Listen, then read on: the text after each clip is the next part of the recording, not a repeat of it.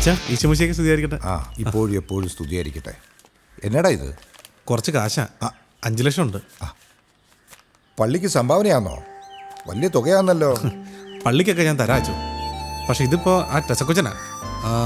അച്ഛന് ഈ കാശ് ആ കൊച്ചിനൊന്ന് കൊടുക്കണം. ടെസയ്ക്കോ? ആ കൊച്ചിന് ന്യൂസിലൻഡിൽ പോയി പഠിക്കാൻ കാശ് വേണമെന്ന് പറഞ്ഞില്ലേ, 5 ലക്ഷം രൂപ. അതാ. അതിന് ദാവീദേ നീ കോടീശ്വരനാണോ? ആ തയ്യൽ മെഷീൻ ചവിട്ടി മിച്ചം പിടിച്ച് ഉണ്ടാക്കിയ ഈ കാശ് അതിങ്ങനെ ആലോചിച്ചിട്ടാണോടാ? സഹതാപം കൊണ്ടൊന്നും അല്ല ചോ, നാടകത്തിൽ അഭിനയിപ്പിക്കാനും അല്ല. പിന്നെ ഇതെന്റെ കടമയാണെന്നൊരു തോന്നുന്നു. ആ കൊച്ചു രക്ഷപ്പെട്ട ആ കുടുംബം രക്ഷപ്പെടും. ജോക്കുട്ടനെ പോലെ ഒരു കൊച്ച് അവിടെ ഇല്ല ചോ സാറാ. അപ്പൊ എല്ലാവർക്കും എൻ്റെ ഒരു ഗുണം കിട്ടും എന്ന് കരുതിയിട്ടാണ് ഞാനാണ് ഈ കാശ് തന്നതെന്ന് ഞാനും അച്ഛനും പിന്നെ കർത്താവും മാത്രമേ അറിയാവൂ.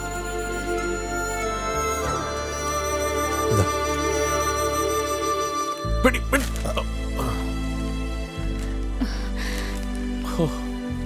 5 ലക്ഷത്തിന് പകരം 10 ലക്ഷം ചോദിക്കാമായിരുന്നല്ലോ.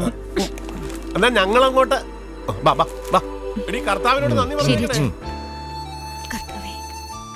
മോളെ മറക്കാതെ നാളെ കാലത്ത് തന്നെ കാശ് ബാങ്കിലിടണം കേട്ടോ.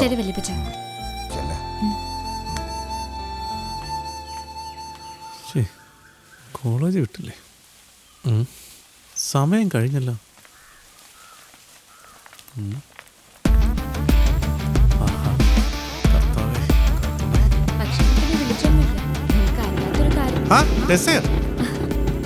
കോളേജ് കഴിഞ്ഞ് വരുമായിരിക്കും അല്ലേ? ഞാൻ ഇതിലെ ടൗണിൽ പോയിട്ട് വരാം. ടൗണിൽ പോകാൻ ചേലപ്പാറ വഴിയല്ലേ എളുപ്പം? അല്ല ഇപ്പൊ ഈ വഴിക്ക് എളുപ്പാ. ടെസ്റ്റ് കയറിക്കും, ഞാൻ ഡ്രോപ്പ് ചെയ്യാം.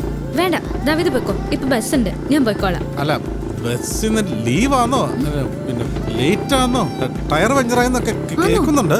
ആ വാ, ഞാൻ വീട്ടിലാക്കാം. അല്ലേ മോളെ? എന്നാ നീ പോയിക്കോ. കേറിക്കോ, സൂക്ഷിച്ചു.